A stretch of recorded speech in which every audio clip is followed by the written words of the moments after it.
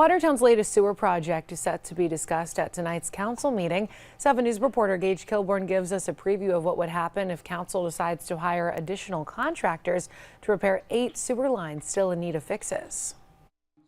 Last week, city engineer Tom Campo told the Watertown City Council what he found at the Western Outfall Trunk Sewer Project, or WATS. He identified 11 locations with significant pipe defects that exhibited heavy infiltration. The DPW fixed the 3 worst locations, and Campo placed bids with 4 contractors to finish the other 8. If the council goes through with one of the contractors, it could help with future problems. In addition to the remaining 8 identified locations, if the city discovers another repair location, we could reach out to that contractor. The city will be under contract with a contractor until the end of the fiscal year and could extend its contract to 3 years if it chooses. The city also inspected the sewer line along Huntington Street where they came across a large amount of debris that had to be removed.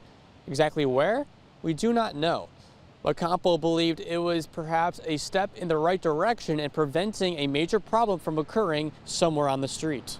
That we knew was heavily inundated with debris and silt, phones, anything you can imagine you might find in a sewer line, we found it. Car springs. If Campo's resolution passes on Monday's meeting, the contractor could begin repairing the pipe next week, which is expected to be finished by the end of the calendar year. Gage Kilborn, 7 News.